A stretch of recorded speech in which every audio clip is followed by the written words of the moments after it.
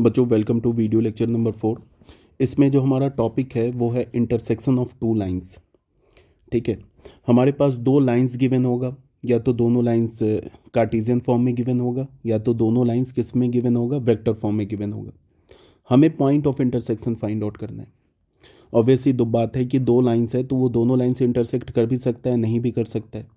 अगर दोनों lines intersect कर रहा है तो पॉइंट ऑफ इंटरसेक्शन कैसे फाइंड आउट करेंगे, या अगर दोनों लाइंस इंटरसेक्ट नहीं कर रहा है, पैरेलल है, तो फिर ये कैसे पता चलेगा कि दो लाइंस, ये दो जो गिवन लाइंस है वो पैरेलल है।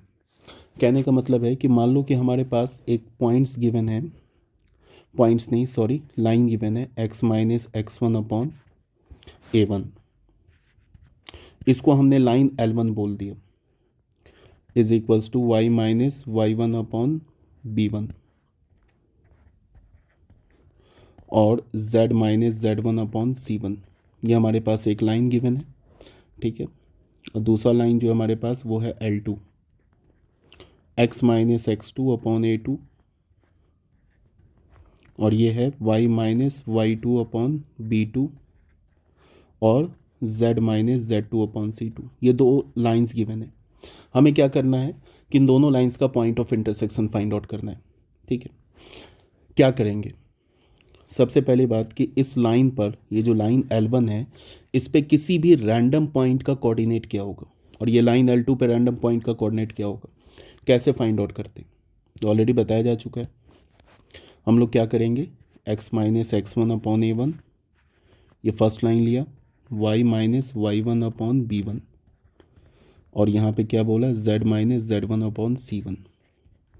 इसको लैम्डा के इक्वल कर दिए, तो यहाँ से x की वैल्यू हमें क्या मिलेगी, x1 प्लस लैम्डा a1 और फिर y की वैल्यू क्या मिलेगी, यहाँ पे ये y है, y की क्या वैल्यू मिलेगी, y1 plus lambda b1 and z की वैल्यू क्या मिलेगी,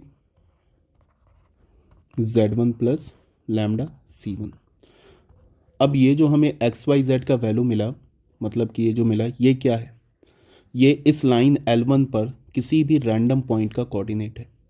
तो अगर मैं बोलूँ कि लाइन पर रैंडम पॉइंट का कोऑर्डिनेट क्या होगा, वो ये हो जाएगा x1 plus lambda a1, y1 plus lambda b1 and z1 plus lambda c1, ठीक है ना। और अगर मैं लाइन L2 की बात करूँ, लाइन L2 पे, तो लाइन L2 को हम क्या लिख सकते हैं, x minus x2 upon a2, ये क्या हो जाएगा, y minus y2 upon b2 और ये क्या हो जाएगा, z minus z2 upon c2। इसको मैंने अगर म्यू बोल दिया तो x की वैल्यू क्या मिलेगी, x2 plus mu a2, y की वैल्यू क्या मिलेगी, y2 plus mu b2 and z की वैल्यू क्या मिलेगी, z2 प्लस म्यू c2। मान लो इसको हमने बी पॉइंट बोला, क्या बोला, x2 plus mu a2, y2 plus mu b2 and z2 plus mu c2, z2 plus mu c2। अब ये क्या है, ये लाइन L2 पर किसी भी रैंडम पॉइंट का कोऑर्डिनेट है, ठीक है। अब अगर हमें ये लाइन, ये दोनों लाइंस, ये जो लाइन L1 है और ये जो लाइन L2 है, अगर ये दोनों लाइन से इंटरसेक्ट कर रहा है तो फिर क्या होगा, दोनों का एक्स कोऑर्डिनेट इक्वल होगा। तो यहाँ से हम लोग क्या करेंगे, x1 प्लस लैम्डा a1 को किसके इक्वल करेंगे, x2 प्लस म्यू a2 के, ठीक है। फिर y1 प्लस लैम्डा b1 को किसके इक्वल करेंगे, y2 प्लस म्यू b2 के, और z1 प्लस लैम्डा c1 को किसके इक्वल करेंगे, z2 प्लस म्यू c2 के। ये कितने इक्वेशन मिल गए, first equation, second equation and third equation. इसमें तुम क्या करो कि फर्स्ट सेकंड थर्ड में से कोई भी दो इक्वेशन सेलेक्ट कर लो, ठीक है। और इससे तुम क्या करो, लैम्डा और म्यू का वैल्यू निकालो। मान लो कि हमने फर्स्ट इक्वेशन सेलेक्ट कर लिया और सेकंड इक्वेशन सेलेक्ट कर लिया, तो ये y1 b1 y2 b2 a2 x2 a1 x1 ये सब क्या है, ये तो फिक्स पॉइंट होगा ना, ये तो एक गिवन कांस्टेंट होगा। वेरिएबल क्या है? वेरिएबल तो ये लैम्डा है यहाँ पे, और ये म्यू है, ये लैम्डा और म्यू है। तो लैम्डा और म्यू में तुम क्या करो, फर्स्ट इक्वेशन और सेकंड इक्वेशन को linear equation in two variable मान के लैम्डा और म्यू का वैल्यू निकाल लो। ठीक है, अगर मान लो कि सपोज दैट तुमने लैम्डा का वैल्यू निकाला, ये मिल गया तुम्हें अल्फ़ा 1, एंड म्यू का वैल्यू निकाला, ये तुम्हें मिल गया अल्फ़ा 2। अब अगर ये अल्फ़ा 1 और ये अल्फ़ा 2 अगर इस थर्ड इक्वेशन को सेटिस्फाई कर जाए, मतलब कि यहाँ पे लैम्डा की जगह अल्फ़ा 1 डालो और म्यू की जगह अल्फ़ा 2 डालो, और अगर ये थर्ड इक्वेशन को सेटिस्फाई कर जाए, तो इसका क्या मतलब है कि दोनों लाइंस, ये जो लाइन L1 है और ये जो लाइन L2 है, ये आपस में इंटरसेक्ट कर रही है। और पॉइंट ऑफ इंटरसेक्शन कैसे निकालेंगे? यहाँ पे तुम क्या करो कि कोई भी तुम पॉइंट, ये पॉइंट ए या पॉइंट बी, इसमें क्या करो, यहाँ से तो हमने अल्फ़ा म्यू का value, sorry lambda and mu का वैल्यू निकाल लिया, अल्फ़ा 1 एंड अल्फ़ा 2। कोई भी एक पॉइंट सेलेक्ट कर लो, ए पॉइंट सेलेक्ट कर लो या बी पॉइंट सेलेक्ट कर लो। मान लो अगर हमने ये सेलेक्ट कर लिया, तो यहाँ पे लैम्डा की वैल्यू डाल दो अल्फ़ा 1, यहाँ पे भी लैम्डा की वैल्यू डाल दो अल्फ़ा 1, यहाँ पे भी लैम्डा की वैल्यू डाल दो अल्फ़ा 1। तो तुम्हें क्या मिल जाएगा? पॉइंट ऑफ इंटरसेक्शन मिल जाएगा। या फिर बी पॉइंट में तुम यहाँ पे म्यू की वैल्यू डाल दो अल्फ़ा 2, यहाँ भी म्यू की वैल्यू अल्फ़ा 2 डाल दो, यहाँ भी म्यू की वैल्यू अल्फ़ा 2 डाल दो, तो तुम्हें क्या मिल जाएगा? Point of intersection. अगर यहाँ से जो हमने लैम्डा और म्यू का जो वैल्यू निकाला, अगर वो थर्ड इक्वेशन को सेटिस्फाई नहीं कर रहा है, तो उस केस में क्या होगा कि दोनों लाइंस आपस में इंटरसेक्ट नहीं करेंगे। ठीक है, तो ये जो अभी मैंने बताया, ये कब, जब लाइन हमारा कार्टेशियन फॉर्म में था तब की बात किया हमने। अगर लाइन वेक्टर फॉर्म में है तो क्या करेंगे? सेम प्रोसीजर है। मान लो कि वेक्टर फॉर्म में लाइन को देख लेते हैं। वेक्टर फॉर्म में मान लो कि हमारा जो पहला लाइन है वो है ऐसे, A1 आई कैप प्लस A2 जे कैप प्लस A3 के cap plus lambda B1 I cap plus B2 J cap plus B3 K cap. ये वेक्टर फॉर्म में पहला लाइन है। फिर दूसरा लाइन, इसको हमने क्या बोल दिया? लाइन L1 बोल दिया। दूसरा हमें क्या है?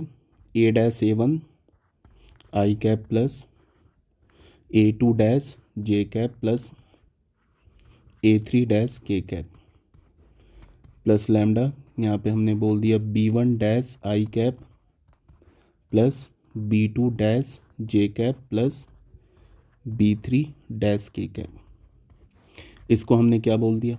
L2 बोल दिया। ठीक है ना। अब अगर ये मैं बोलूँ, बात को सुनना ध्यान से, ये मैं बोलूँ कि ये क्या लिखा हुआ है, ये लाइन L1 पे किसी भी रैंडम पॉइंट का पोजीशन वेक्टर लिखा हुआ है। पहले इसे समझना है, ये क्या लिखा हुआ है। ये लाइन L1 पे किसी भी रैंडम पॉइंट का पोजीशन वेक्टर लिखा हुआ है। ये क्या लिखा हुआ है? ये लाइन L2 पे किसी भी पॉइंट का पोजीशन वेक्टर लिखा हुआ है। सबसे पहले ये समझना है। और अगर ये दोनों लाइंस आपस में इंटरसेक्ट कर रही है तो फिर क्या होगा? इन दोनों का पोजीशन वेक्टर इक्वल होगा। ठीक है, उस पॉइंट पर अगर मान लो कि ये पॉइंट पर दोनों लाइन से इंटरसेक्ट कर रही है, तो ये पॉइंट पर पोजीशन वेक्टर इक्वल होगा। तो हमने क्या किया, यहाँ पे पहला जो लाइन है उसका पोजीशन वेक्टर क्या है, किसी भी रैंडम पॉइंट का पोजीशन वेक्टर क्या है, ये है ना A2 जे कैप प्लस A3 के cap plus lambda B1 I cap plus B2 J cap plus B3 K cap.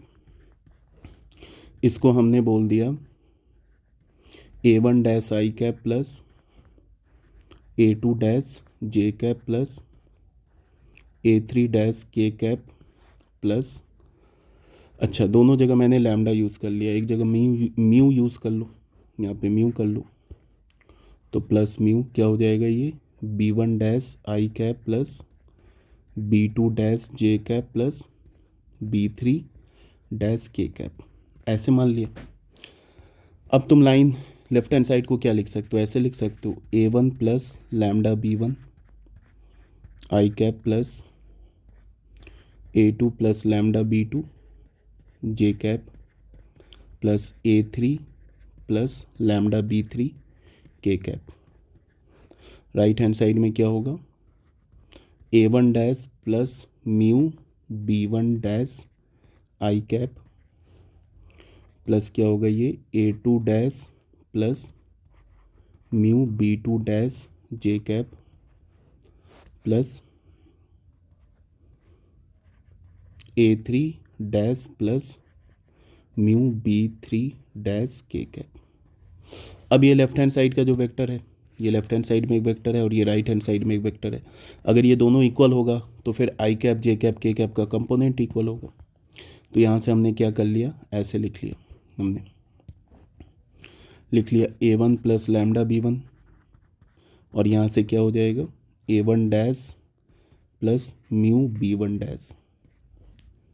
एक तो ये मिल जाएगा इक्वेशन हमें, फिर क्या हो जाएगा ये A2 प्लस लैम्डा B2 और दूसरा क्या मिल जाएगा हमें A2 dash plus mu B2 dash और तीसरा क्या मिल जाएगा A3 प्लस लैम्डा B3 और यहाँ से क्या मिल जाएगा A3 dash plus mu B3 dash. अब बच्चे तीन इक्वेशन मिल गया ना हमें, यहाँ से एक इक्वेशन ये मिल गया, यहाँ से ये और यहाँ से ये। कोई भी दो इक्वेशन सेलेक्ट कर लो, ये फर्स्ट इक्वेशन मान लिया इसे हमने, सेकंड इक्वेशन मान लिया इसे हमने, थर्ड इक्वेशन मान लिया। कोई भी दो इक्वेशन सेलेक्ट कर लो, वहाँ से क्या करो लैम्डा म्यू का वैल्यू निकाल लो। मान लो कि हमने फर्स्ट और सेकंड को सिलेक्ट किया, वहाँ से हमने जैसे हम लोग linear equation in two variable solve करते हैं ना, वैसे सॉल्व करके वहाँ से लैम्डा म्यू का वैल्यू निकाल लो। मान लो लैम्डा का वैल्यू आ गया α1 एंड म्यू का वैल्यू आ गया हमें β1। अब अगर ये लैम्डा का वैल्यू α1 यहाँ हमने डाला, म्यू का वैल्यू β1 यहाँ डाला, अगर ये थर्ड इक्वेशन को सेटिस्फाई कर गया तो फिर लाइन 1 एंड 2 आपस में इंटरसेक्ट कर रहा है। ठीक है, अब इंटरसेक्ट कर रहा है तो अब हमें जिस पॉइंट पर इंटरसेक्ट कर रहा है उसका पोजीशन वेक्टर कैसे निकालेंगे। तो बहुत आसान है, तुम क्या करो, ये जो हमारा क्या है हमारा, ये किसी भी रैंडम पॉइंट का पोजीशन वेक्टर, यहाँ तो या चाहो तो यहाँ पे तुम लैम्डा का वैल्यू क्या डाल दो α1 डाल दो, या तो यहाँ पे म्यू का वैल्यू β1 डाल दो, दोनों से सेम ही पॉइंट आएगा। लैम्डा का वैल्यू यहाँ पे तुम α1 डाल दो, म्यू का वैल्यू यहाँ पे β1 डाल दो, दोनों से सेम ही पॉइंट आएगा अगर दोनों पॉइंट्स आपस में इंटरसेक्ट कर रहे हैं तो। अदरवाइज अगर इंटरसेक्ट नहीं कर रहे हैं तो ये α1 और β1 का वैल्यू थर्ड इक्वेशन को सेटिस्फाई ही नहीं करेगा अगर इंटरसेक्ट नहीं कर रहे हैं तो। ठीक है, यहाँ तक क्लियर है बच्चे। क्वेश्चन नंबर 1 में आ जाओ।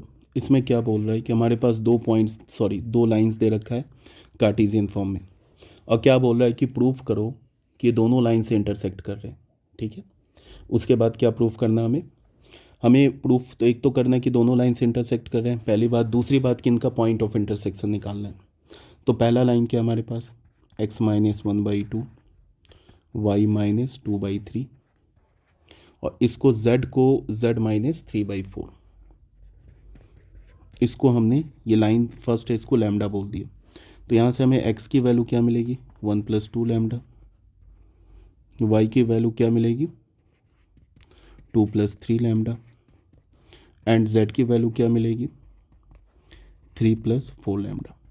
ठीक है, अब अगर मैं बोलूँ कि ये 1 + 2 लैम्डा, 2 + 3 लैम्डा और ये 3 + 4 लैम्डा है क्या, ये इस लाइन पे किसी भी रैंडम पॉइंट का इस लाइन पे किसी भी रैंडम पॉइंट का कोऑर्डिनेट है। ठीक है, ये तो हो गया पहला लाइन। दूसरा लाइन क्या गिवन है x - 4/5, x - 4/5 is equals to y - 1/2 और यहाँ पे ये जो क्या लिखा है z है ना, तो z - 0/1, इसको हमने किसके इक्वल कर दिया म्यू के। तो यहाँ पे हमें x की वैल्यू क्या मिली 4 + 5 लैम्डा, y की वैल्यू क्या मिली 1 + लैम्डा नहीं म्यू होगा ना, 1 + 2 म्यू एंड z की वैल्यू क्या मिली, z की वैल्यू हमें म्यू मिल गई। अब अगर मैं बोलूँ कि 4 + 5 म्यू, 1 + 2 म्यू एंड म्यू, ये है क्या, ये क्या है, ये लाइन 2 पर, ये जो लाइन है ना इसको हमने मान लो लाइन 2 बोल दिया, इसको हमने लाइन 1 बोल दिया। तो लाइन 2 पे किसी भी रैंडम पॉइंट का पोजीशन वेक्टर नहीं, ये तो कार्टेशियन फॉर्म में है ना, तो लाइन 2 पर किसी भी लाइन 2 पे एक रैंडम पॉइंट का कोऑर्डिनेट है। अगर ये दोनों लाइन आपस में इंटरसेक्ट कर रही है तो फिर पॉइंट ए और पॉइंट बी इक्वल होना चाहिए। अगर दोनों पॉइंट इक्वल है तो दोनों का एक्स कोऑर्डिनेट ये, दोनों का वाई कोऑर्डिनेट 2+3 लैम्डा और ये क्या है 1+2 म्यू, और दोनों का z coordinate 3+4 lambda is equals to mu, ये इक्वल होना चाहिए। अब यहाँ से हमने क्या किया कि कोई भी दो इक्वेशन सेलेक्ट कर लिए, इसे फर्स्ट मान लिया, इसे सेकंड मान लिया, इसे थर्ड मान लिया। कोई भी दो इक्वेशन सेलेक्ट कर लो, वहाँ से तुम लैम्डा म्यू का वैल्यू निकाल लो। मान लो हमने फर्स्ट और सेकंड इक्वेशन सेलेक्ट कर लिया, तो क्या हो जाएगा 2 lambda -5 mu plus 1 - 4 is equals to 0। तो ये क्या हो गया 2 lambda -5 mu -3 is equals to 0।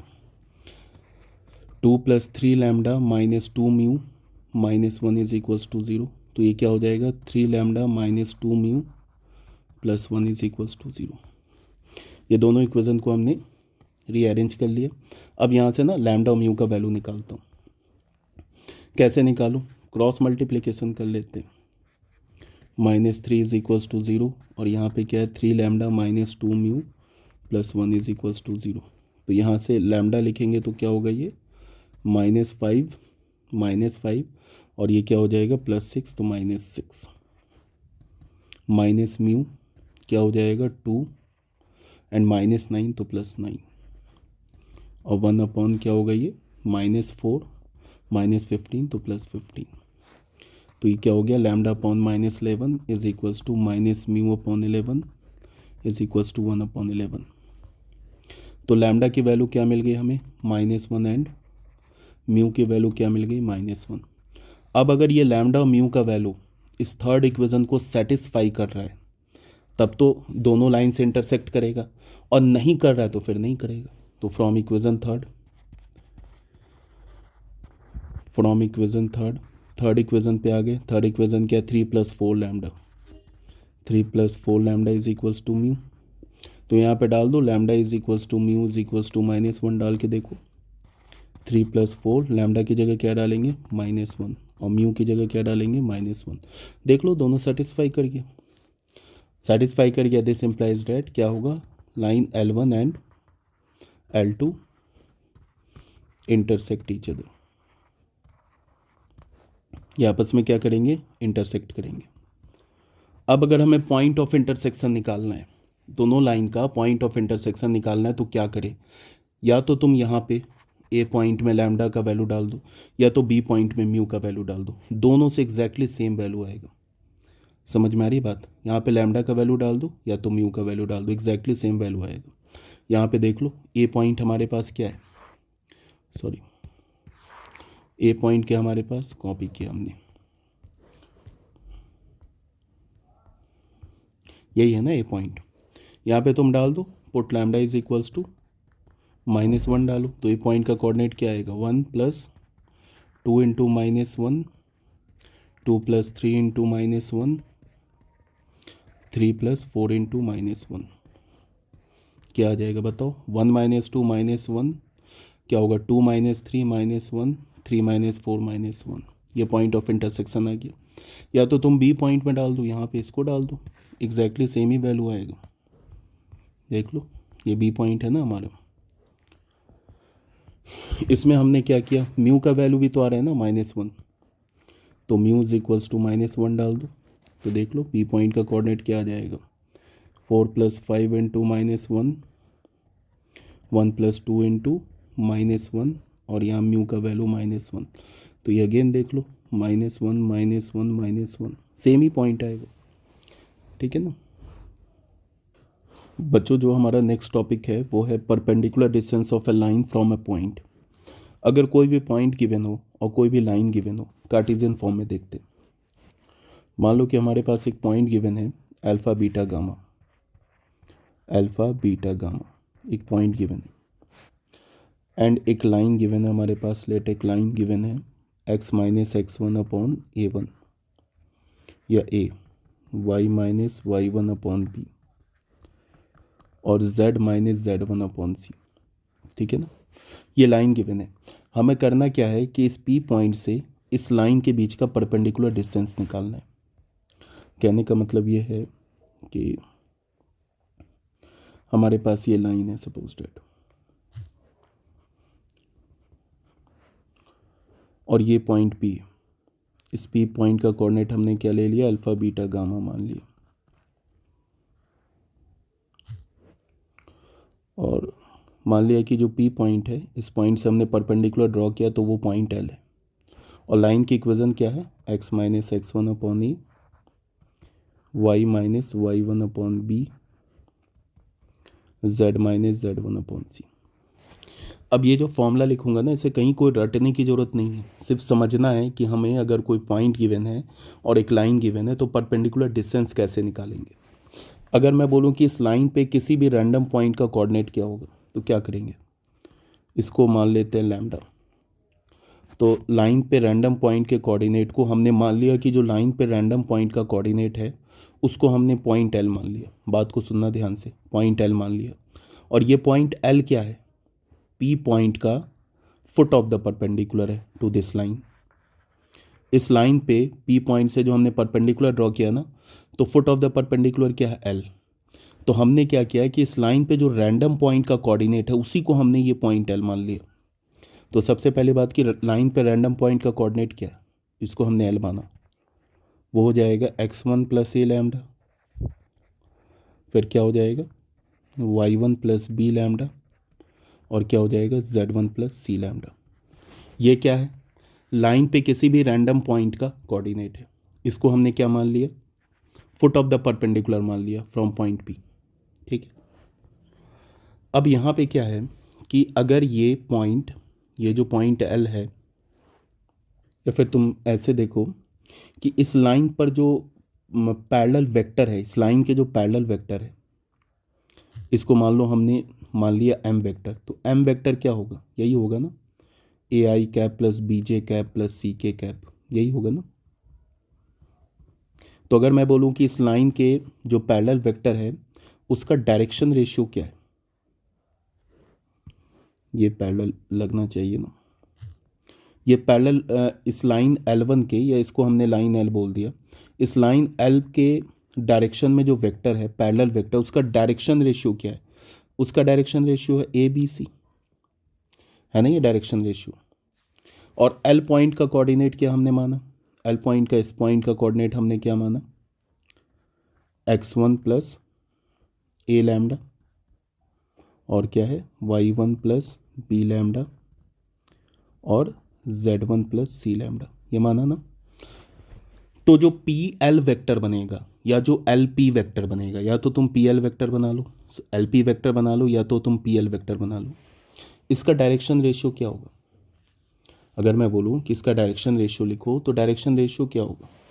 अगर मैंने एल पी वेक्टर बनाया, कोई भी वेक्टर बना लो, या तो पी एल वेक्टर बना लो या तो एल पी वेक्टर बना लो, दो पॉइंट का, अगर हमारे पास दो पॉइंट का कोऑर्डिनेट गिवन है, मान लो ये है x1 y1 z1, B point का कोऑर्डिनेट गिवन है x2 y2 z2, तो ए बी वेक्टर कैसे लिखते हैं, ए बी वेक्टर हम ऐसे ही लिखते हैं ना, ए बी वेक्टर लिखते हैं ना ऐसे, x2 minus x1 I cap plus y2 minus y1 J cap plus z2 minus z1 K cap.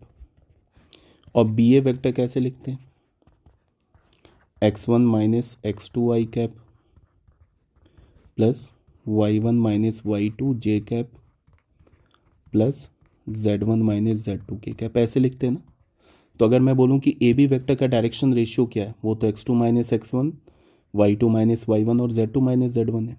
B A vector का डायरेक्शन रेशियो क्या है, x1 minus x2, y1 minus y2 and z1 minus z2, यह है ना direction ratio. तो ये P L vector का direction ratio, sorry ये पी एल जो वेक्टर है ये क्या है, लाइन एल पे परपेंडिकुलर है, तो पी एल वेक्टर का डायरेक्शन रेशियो और जो लाइन के जो पैरेलल वेक्टर है उसका डायरेक्शन रेशियो, इनका प्रोडक्ट जीरो नहीं हो जाएगा, ये परपेंडिकुलर है ना आपस में, तो इनका क्या हो जाएगा, क्या बोलता हूँ, ये डायरेक्शन रेशियो का प्रोडक्ट क्या हो जाएगा, जीरो हो जाएगा। या तो तुम पी एल वेक्टर ले लो, पी एल वेक्टर का डायरेक्शन रेशियो ले लो, या तो एल पी वेक्टर का डायरेक्शन रेशियो ले लो। और लाइन पे जो पैरेलल वेक्टर है ना उसका डायरेक्शन रेशियो क्या है, ए बी सी, इनके डायरेक्शन रेशियो के प्रोडक्ट का सम जीरो होगा, because both the vectors are perpendicular. अगर दो वेक्टर परपेंडिकुलर है तो उनके डायरेक्शन रेशियो के प्रोडक्ट का सम क्या होता है, जीरो होता है ना सॉरी। तो हमने क्या किया, एल पी वेक्टर लिया। एल पी वेक्टर हमारा क्या होगा, एल पी वेक्टर ऐसे नहीं होगा, ये x1 plus lambda A lambda, x1 plus A lambda minus alpha I cap plus क्या होगा y1 plus B lambda minus beta J cap plus क्या होगा z1 plus C lambda minus gamma K cap. चाहो तो तुम LP vector ले लो, PL vector ले लो, exactly कोई फर्क नहीं पड़ता है। समझ में आ रही बात? अब ये एलपी वेक्टर का डायरेक्शन रेशियो क्या है, ये यही है ना, x1 plus A lambda minus alpha, y1 plus B lambda minus beta और z1 plus C lambda minus gamma. और इस लाइन के जो पैरेलल वेक्टर उसका डायरेक्शन रेशियो क्या है, ए बी सी। अब ये जो एम वेक्टर है और ये जो एल पी वेक्टर है ये दोनों आपस में क्या परपेंडिकुलर है, तो इनका डॉट प्रोडक्ट क्या हो जाएगा, एल पी वेक्टर का dot product L P dot M vector का डॉट प्रोडक्ट क्या हो जाएगा, ज़ीरो हो जाएगा। ठीक है, तो डॉट प्रोडक्ट कैसे लेंगे, ऐसे ही लेंगे ना, x1 plus A lambda minus alpha into A plus क्या हो जाएगा y1 plus B lambda minus beta into B, और यहाँ पे क्या हो जाएगा C lambda minus gamma into C, ये क्या हो जाएगा ज़ीरो हो जाएगा। ठीक है, अब यहाँ पे बताओ ये जो x1 है, a है, अल्फ़ा है, ये सब तो कांस्टेंट है, सिर्फ वेरिएबल क्या है लैम्डा है, तो यहाँ से लैम्डा की वैल्यू निकाल लो। यहाँ पे क्या हो जाएगा x1 a, ठीक है, plus A square lambda minus alpha A plus y1 b plus क्या हो जाएगा B square lambda minus B beta plus क्या हो जाएगा z1 c plus C square lambda minus C gamma is equals to zero. यहाँ से और यहाँ से हमने लैम्डा कॉमन ले लिया, तो क्या आ गया A square plus B square plus C square, और बाकी सारे टर्म्स को राइट हैंड साइड में लेंगे, तो ये क्या हो जाएगा, बाकी सारे टर्म्स को राइट हैंड साइड में लेंगे तो ये क्या हो जाएगा अल्फ़ा ए पॉजिटिव साइन के साथ, बीटा बी ये भी पॉजिटिव साइन के साथ, और ये प्लस सी गामा। उसके बाद क्या हो जाएगा minus x1 a minus y1 b और माइनस z1 c। तो लैम्डा की वैल्यू क्या मिल गई, लैम्डा की वैल्यू मिल गई alpha A plus B beta plus C gamma minus x1 a minus y1 b minus z1 c upon A square plus B square plus C square. ठीक है, चाहो तो इसको तुम थोड़ा कॉन्साइज में भी लिख सकते हो, अल्फ़ा माइनस x1 a, इसको एक साथ रखा तो क्या हो जाएगा beta minus y1 b plus gamma minus z1 c upon A square plus B square plus C square. यहाँ से हमें किसकी वैल्यू मिल गई, लैम्डा की वैल्यू मिल गई। अब इस लैम्डा की वैल्यू को ना आप कहाँ डालोगे, लैम्डा की वैल्यू को यहाँ डालोगे, बात को सुनना ध्यान से, लैम्डा की वैल्यू को आप यहाँ डालोगे। अब यहाँ पे जब लैम्डा की वैल्यू डालोगे ना तो हमें एल पॉइंट का कोऑर्डिनेट मिल जाएगा। ठीक है, बस कोई दिक्कत नहीं है, एल पॉइंट का कोऑर्डिनेट मिल गया, पी पॉइंट का कोऑर्डिनेट तो गिवन है, तो अब डिस्टेंस फार्मूला लगा लो। अब पी एल का क्या निकले, डिस्टेंस फार्मूला लगा लो, डिस्टेंस फार्मूला पता ही होगा हमारे पास, अगर ये पॉइंट है ए x1 y1 z1, बी हमारे पास है x2 y2 z2, तो डिस्टेंस फार्मूला से ए बी क्या होता है, रूट अंडर होगा ना, x1 minus x2 whole square plus y1 minus y2 whole square plus z1 minus z2 whole square, ये डिस्टेंस फार्मूला लगा लो तो ये भी आ जाएगा। समझ में आ रही बात? तो ये था हमारा, जब अगर हमारे पास लाइन किस फॉर्म में गिवन हो, लाइन अगर हमारा कार्टेशियन फॉर्म में गिवन हो, तो लाइन का हम लोग अगर परपेंडिकुलर लाइन कार्टेशियन फॉर्म में गिवन हो, देख लो यहाँ पे कार्टेशियन फॉर्म में गिवन है, और हमारे पास एक पी पॉइंट का कोऑर्डिनेट गिवन है, ये पी पॉइंट का कोऑर्डिनेट गिवन है, और हमें इस पी पॉइंट से इस लाइन पर परपेंडिकुलर डिस्टेंस निकालना है, तो कैसे निकालेंगे ये बताएंगे। अब आ जाओ वेक्टर फॉर्म में। ठीक है, अब आ जाओ वेक्टर फॉर्म में।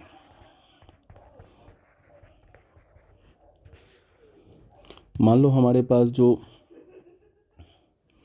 पी पॉइंट गिवन है जिसका पोजीशन वेक्टर अल्फा है। मान लो ये गिवन पॉइंट है, ये हमारा क्या है, गिवन पॉइंट है जिसका पोजीशन वेक्टर क्या है, अल्फा है। और हमारे पास एक लाइन है R vector is equals to A vector plus lambda B vector. ये गिवन लाइन है, ये हमारा क्या है, गिवन लाइन है। अब हमें करना क्या है, इस पी पॉइंट से इस गिवन लाइन का परपेंडिकुलर डिस्टेंस फाइंड आउट करना है।